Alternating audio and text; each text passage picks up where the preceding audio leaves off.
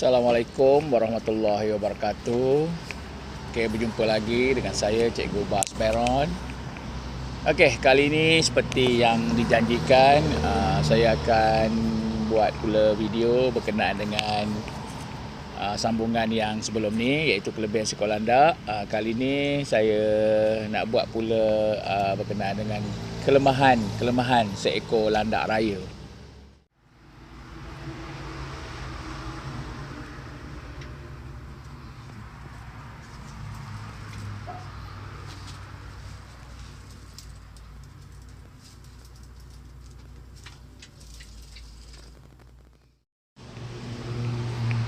Walaupun pada fizikalnya kita nampak seekor landak raya ni seekor haiwan yang berduri, berduri tajam, bergigi yang kuat, berkuku dan pantas berlari.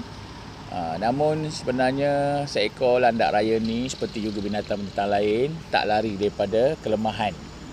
Okey, baiklah, mari sama-sama tengok. Terima kasih kepada yang subscribe, yang share, yang like video-video saya ya. Saya mengucapkan banyak terima kasih. Okey, jom kita tengok.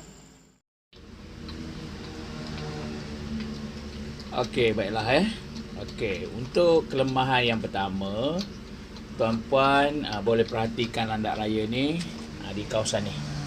Di kawasan hidung dia ni bawa ke pangkal telinga tu ya. Okey, iaitu kawasan kepala lah di atas mata tu. Kawasan tu memang titik lemah dia lah. Kalau kita ketuk dia dengan kayu, dia akan mudah pengsan ataupun tidak bermaya lah. Jadi orang dulu-dulu kejar landak ni, dia pukul dekat kepala tu dengan sebatang kayu. Jadi landak ni biasanya akan pengsan lah ataupun menjadi lemah. Jadi bolehlah disembelih dengan mudah lah kalau tak diketuk situ payah nak sembelih. Sekarang dah ada teknik-teknik tertentu menggunakan penyauk dan sebagainya yang mana dia terperangkap dalam penyauk tu, kita boleh sembelih. Sebelum ni teknik nak sembelih landak raya liar ni memang kita ketuk kepala dia lah bagi dia lemah dulu. Macam kita nak siang ikan tu, biasa orang nak siang ikan patin, talapia tu, dia akan ketuk bahagian kepala tu. Jadi itu akan menjadikan dia lemah. Okey, itu yang pertama lah. Okey, yang seterusnya ialah struktur duri dia. Struktur duri dia ni walaupun durinya tajam dan ada banyak, tapi struktur duri dia ni dia akan mengembang daripada belakang, akan naik ke depan macam tu dia akan menegak macam tu. Jadi ini menjadikan dia sedikit lemah lah. Apabila dia masuk ke dalam lubang, kalau lubang tu ngangam dengan dia, bila dia mengembangkan bulu tu, dia akan tersangkut lah. Sebab tu dulu-dulu orang nak tangkap landak ni menggunakan guni, menggunakan karung guni, tadah kat lubang tu, lepas tu halau dengan asap ataupun dengan kayu buat bunyi bising dan sebagainya. Landak ni akan keluar lah.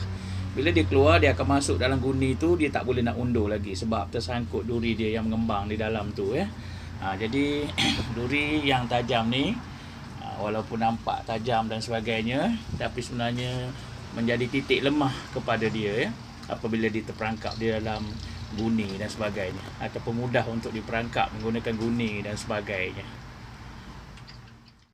Okey, kelemahan seterusnya, kalau kita tengok daripada bahagian kepala ni sampai ke mana nak sebut tu, sampai ke bahagian pinggang lah lebih kurang dia tak ada duri tajam.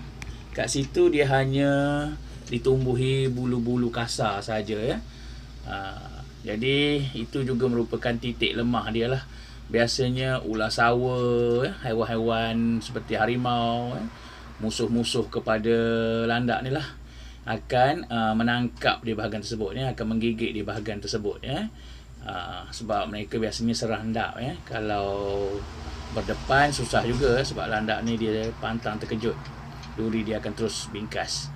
Okey, begitu juga kalau berani kalau berani boleh pegang di bahagian tersebut, tak ada masalah sebab bahagian tersebut langsung tidak berduri, hanya dilengkapi oleh bulu-bulu kasar saja Jadi ini juga merupakan titik lemah seekor landak lah.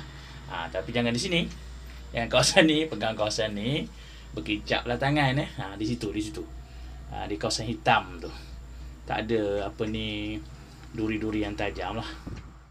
Okey, kelemahan seterusnya ialah mata dia di waktu siang mata landak ni di waktu siang dikatakan agak kelabu lah. Jadi tak berapa nampak waktu siang. Tapi kalau waktu malam jangan waktu malam dia sangat expert lah. Mata dia sangat cerah di waktu malam. Siang mata dia agak kelabu Cuma dia lebih menggunakan hidung menghidu dan sebagainya. Jadi itu juga merupakan kelemahan kepada dia lah. Jadi kalau biasanya pemburu nak menangkap landak ni, dia akan menggunakan umpan-umpan yang berbau kuat lah, seperti buah kuini, buah bacang, nangka, jering semai dan sebagainya Jadi landak ni daya hidu dia sangat kuat Ada sahabat saya orang asli, dia kata landak ni boleh menghidu sejauh 7 bukit. 7 bukit yang macam mana saya tak pastilah, tapi itulah dia cakap. 7 bukit dia akan datang bila ada umpan seperti kuini, mangga, durian ataupun nangka. Tapi kena ingat juga umpan-umpan yang bau ni turut menarik binatang-binatang lain lah akan datang sama. Okey, sekian dulu perkongsian saya mengenai kelemahan seekor landak. Kalau tuan-puan ada penambahan, ada apa-apa nak tanya, boleh tuliskan di ruangan komen. Okey, terima kasih. Selamat menonton. Assalamualaikum warahmatullahi wabarakatuh.